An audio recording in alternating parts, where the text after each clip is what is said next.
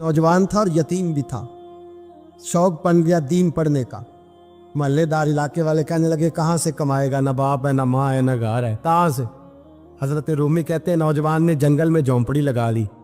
वहाँ वो सुबह मदरसे जाता, शाम को जंगल में रहता, वहाँ अल्लाह अल्लाह करता, सबक याद करता। एक दिन बादशाह की बेटी रास्ता भूल गई, जंगल में आई सहेलियों के साथ, बॉडीगार्ड भी साथ थे पर रास्ता भूल गई। खोती खोती शाम हो गई, ऐसी खोई कि जब रात गहरी हो गई तो आके उस नौजवान के पास रुकी और चिल्लाने लगी। शेर के दहाड़ने की आवाज आती है, भेड़िए के बोलने की आवाज आती है। नौजवान अकेला, सहेलियां बिछड़ गई, गार्ड बिछड़ गए। कहने लगी मैं परेशान हूँ, मुझे जगह मिल जाएगी। नौजवान कहता मैंने शहजादी देखी और मुझे भी पता था कि घर एक ही है और आग को अंदर से दरवाजा भी बंद करना पड़ता है, जंगल जानवर भी आ जाते हैं। कहते मेरी छोटी सी कुटिया में, झोंपड़ी में वो आई, रो के कहने लगी सहारा कोई नहीं, अगर मैं पीछे निकलूंगी तो भेड़िए खा जाएगा। कहते मैंने उसे जगह दे दी। अकेली औरत, चिराग जल रहा है, सबक याद कर रहा हूँ। मेरे नबी पाक ने फरमाया जहाँ मर्द औरत अकेले हो तीसरा शैतान होता है। और शहजादी, वो बच्चा कहता है सबक याद करता रहा सारी रात। वो बच्ची को कहा सो जा, पर वो कहती है नींद मुझे भी कहाँ आई।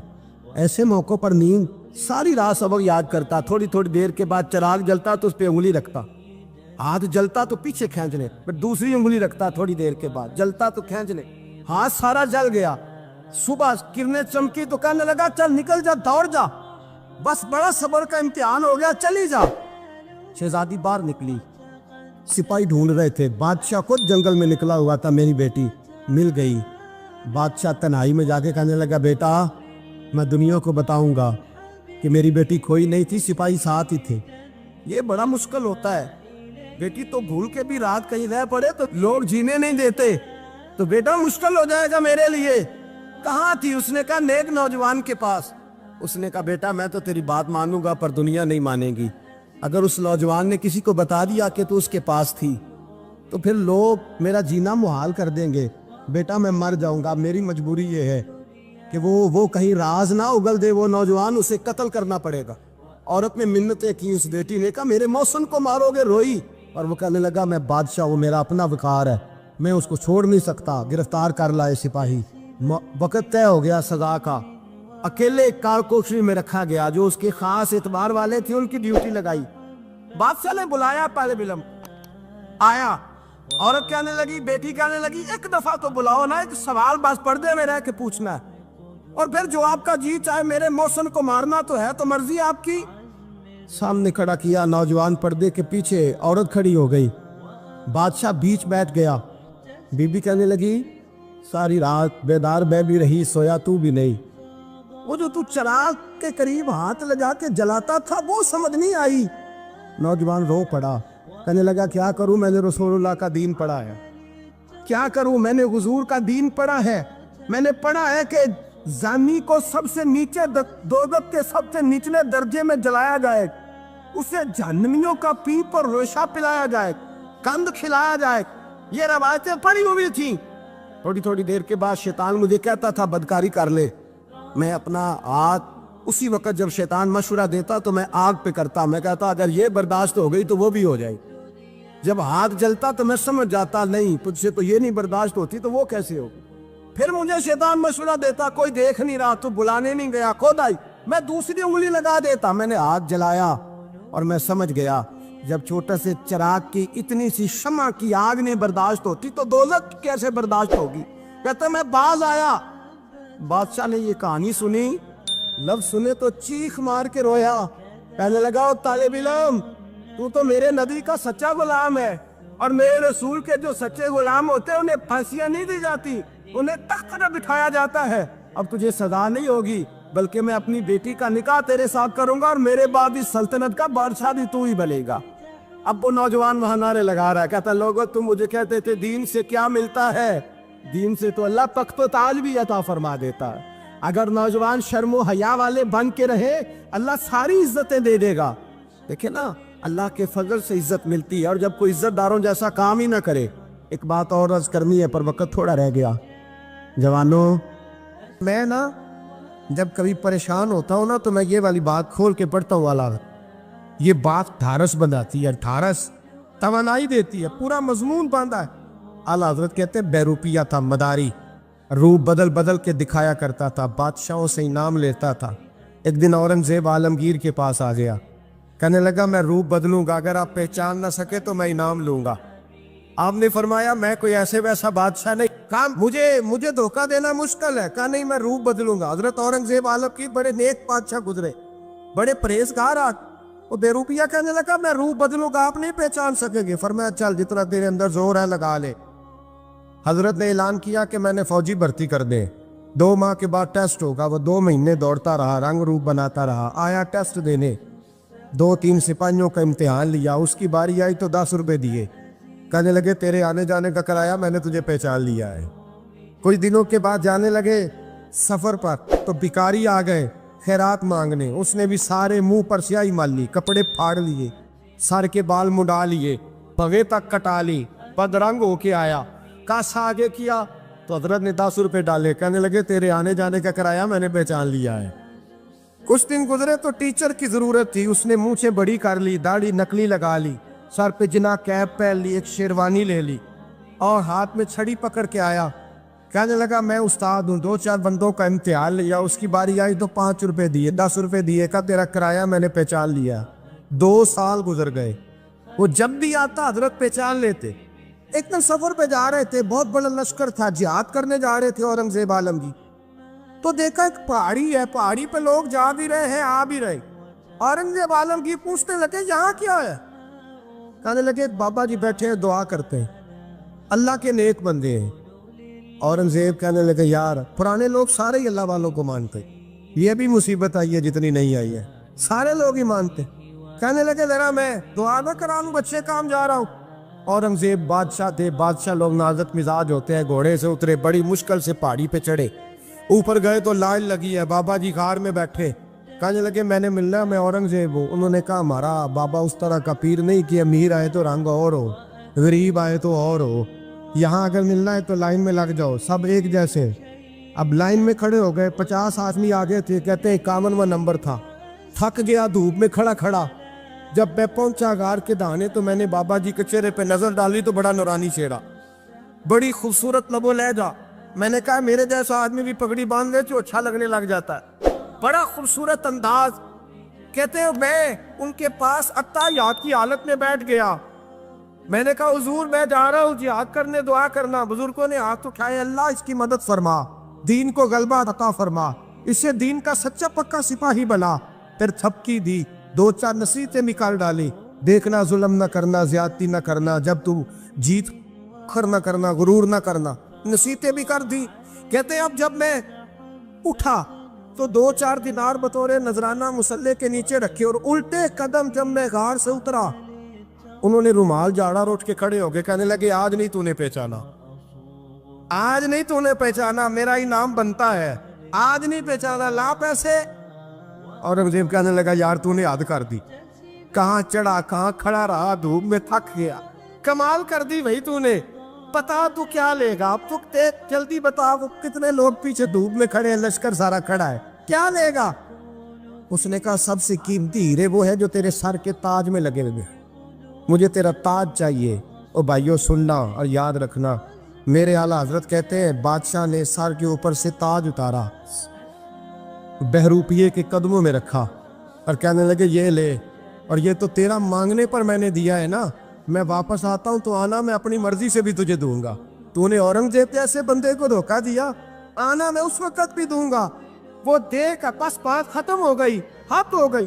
دے کر کہتے ہیں جب میں پلٹا نا واپس, بہروپیے نے آواز دی بادشاہ ٹھہر جا. تو میں نے پلٹ کے دیکھا تو کہنے لگے یہ اپنا تاج لے جا, اٹھا اور لے جا. میں نے کہا 2 سال بیت گئے تجھے محنت کرتے, آج قابو آیا تو لے جاؤ. کہنے لگا لے جا, مسئلہ سمجھ میں آ گیا. میں نے کہا مجھے بھی تو سمجھانا.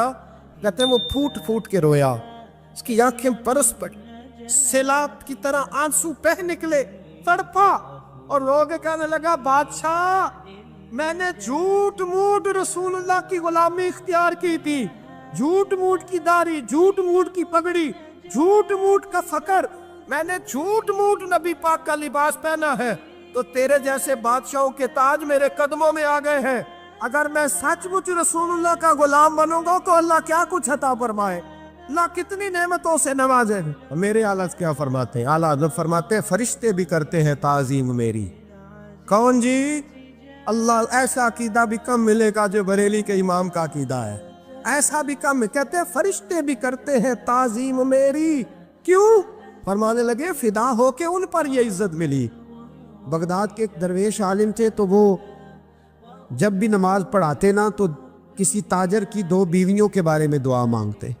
तो जो है मेरी बात पर, नमाज पढ़ाते तो कहते अल्लाह उस ताजर की 2 बीवियों को अपनी खास रहमतें अता फरमा।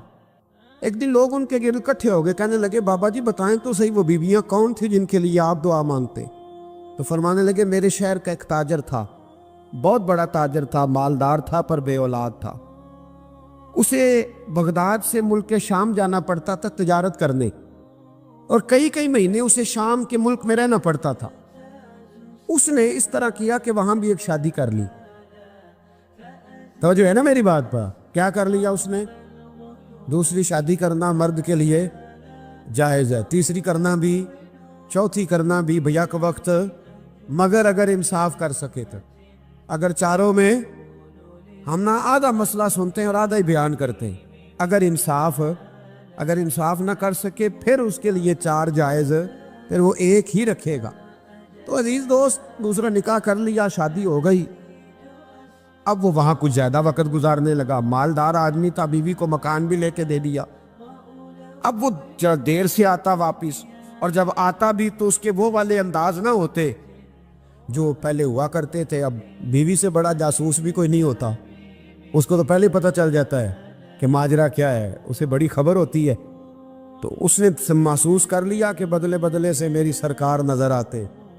वो कहने लगी अब के जब आता जाता है तो इसके हालात कुछ बदले बदले से हैं, माहौल कुछ और है। उसने एक बूढ़ा आदमी जो उसका अजीज भी था और समझदार भी था, उसको तैयार किया। कहने लगी अब के जब मुल्क के शाम जाए ना तो इसका पीछा करना और ख़बर करना कि कहाँ रहता है, कहाँ जाता है, क्या करता है। वो बूढ़े बुजुर्ग जो थे वो खातून के कहने पर कुछ उसने किराया भी दिया। वो उस ताजर के पीछे गए और वापस आके खबर दी। कहने लगे कि ये तो 2-3 साल बीत गए, इसने वहाँ भी शादी की हुई है, तुझे बताया ही नहीं। बीवी बड़ी समझदार थी, हौसला मंजीरत, उसने शोर नहीं मचाया। उसने कहा कि मैं ना अब जब आएगा ना तो तरीके से बात करूंगी और पूछूंगी कि ऐसा क्यों किया। और ये भी उसने आके बताया कि अगर तेरे साथ निकाह के बाद उसे औलाद नहीं मिली तो औलाद वहाँ भी कोई नहीं, कि मुकम्मल तफसीलात। अब जब इस दफ़ा खामंद आया तो आते ही वो बीमार हो गया, कमज़ोर होने लगा। अब खातून ने मुनासिब नहीं समझा कि आते ही धड़ाम से मैं उसके सर पर ये ठोड़ दूँ कि तूने निकाह किया हुआ है और मुझे बताया नहीं। वो जरा तसल्ली में रही, कुछ वो बीमार था, हौसला रखा, खिदमत करती रही। कुछ दिन गुजरे तो वो ताजर इंतकाल कर गया, फौत हो गया। अब राज खोल न सका, इद्दत गुजारी, और जब सारा माल जमा किया ना तो अशरफियों की बोरियां भर गई। सारा माल उस बीबी का, 4 बोरियों में अशरफियां, 4। यहाँ तो पेट का दोज़ख है, माज़ अल्लाह भरता ही नहीं। हाल में मजीद, हाल में मजीद। वो जो कहते थे ना कि बस बाहर चला जाऊं और बाहर मैं कुछ थोड़े से पैसे कमा के 2-3 साल में लौट आऊँगा, फिर यहाँ आके कोई कारोबार करूँगा, वो गए हैं तो वापस नहीं आए। वो जो कहते थे ना बस मैंने इतना सा कारोबार करना है कि मकान बन जाए, उन्होंने 4 मकान भी बना लिए हैं, लेकिन बरेक हल में मजीद की दौड़ है। अब 4 बोरियां उस औरत ने छुपाए रखी। कोई बंदा नहीं जानता बगदाद में कि मुल्क के शाम में ताजर की दूसरी बीवी भी है। जब वो फारिग हुई तो उसने उस बूढ़े जासूस को फिर बुलाया और 2 बोरियां ऊंट पे रखी, खुद भी साथ बैठी और मुल्क के शाम गई। अल्लाह अकबर। वो बुजुर्ग कहते हैं मैं ऐसे नहीं दुआ करता। उसको जाके कहने लगी मैं अकेली वारिस नहीं हूँ, आधे की वारिस तू भी है। मैं अकेली वारिस नहीं, ये तकसीम विरासत है, आधी की वारिस तू भी है। तो रख अपने पैसे, मुझे पता है उसने निकाह किया था पर मुझे बताया नहीं था, तो रख अपने पैसे, मैं तुझे दे रही हूँ, आधे तेरे हैं आधे मेरे हैं। उसने नजर उठाई तो रो पड़ी, कहने लगी नहीं अब ये सारे तेरे ही हैं, अगर तू अल्लाह से डरती है तो मैं भी रब से डरती हूँ। اگر تو مصطفیٰ کریم کا کلمہ پڑھتی ہے تو میں بھی اسی نبی کی ماننے والی ہوں۔ کہا بات کیا ہے، میرا کیوں ہے سارا؟ تو وہ خاتون کہنے لگی وہ 2 سال 3 سال سے میرے ساتھ نکاح تھا اور اس نے بتایا تھا مجھے کہ میری بیوی بھی ہے، اور میں غریب تھی تو میرے والدین کو بھی بتایا تھا کہ میری دوسری شادی ہے۔ یہ مکان اس نے مجھے لے کے دیا تھا، میرے تمام اخراجات وہ پورے کرتا تھا، نان و نفقہ کا خیال رکھتا تھا، لیکن اب کہ جب وہ آیا تو وہ بیمار تھا۔ اس نے مجھے بتایا کہ مجھے طبیب نے بتایا ہے کہ میں شدید بیمار ہوں، شاید بچ نہ سکوں۔ تو کہنے لگی وہ مجھے کئی لاکھ روپے بھی دے گیا اور جاتے دفعہ مجھے طلاق بھی دے گیا، فارغ کر گیا۔ کہنے لگا تو جہاں چاہے میرے بعد نکاح کر سکتی ہے، اور کہنے لگا میں چاہتا تھا پہلی بیوی کو بتا دوں، موقع نہیں بنا اور اس کا دل نہ ٹوٹے، بتا نہیں پایا، لہذا وہ مجھے ڈھیر سارے پیسے دے چکا ہے، سارا میرا حصہ مجھے پہلے سے دے چکا ہے۔ میری بہن اب یہ 4 بوریوں میں سے 2 میری نہیں بلکہ 4 کی 4 ہی تیری ہے، تو ہی اس کی حقدار ہے۔ تو بزرگ کہتے ہیں مجھے بتاؤ جن کے اندر اس قسم کے تقوی کی جھلک ہو ان کے لیے ہر نماز کے بعد دعا مانگنی چاہیے کہ نہیں مانگنی چاہیے؟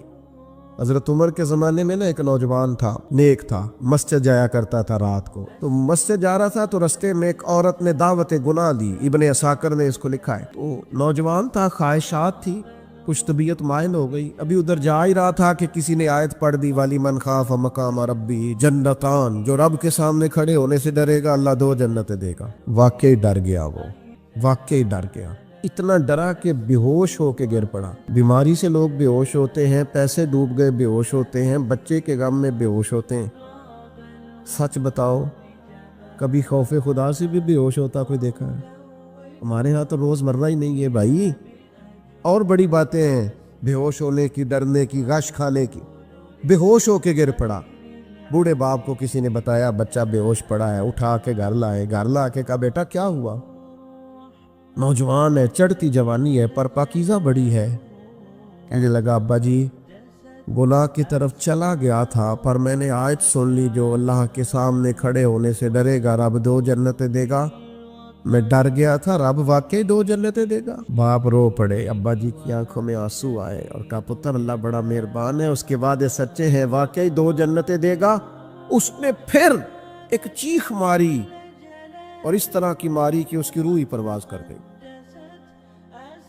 روح ہی پرواز کر گئی۔ کشتگان خنجر تسلیم را، عشق کی خنجر سے قتل ہو گئے لوگ۔ صبح حضرت عمر کو پتہ چلا کہ انہوں نے تو رات جنازہ بھی پڑھ دیا، تدفین بھی کر دی۔ جناب عمر فرمانے لگے اتنا نیک نوجوان خوف خدا سے دنیا سے چلا گیا، مجھے کیوں نہیں بلایا میں جنازہ پڑھتا؟ فاروق اعظم فرما رہے ہیں میرا شوق تھا میں اس کا جنازہ پڑھتا۔ کہ حضور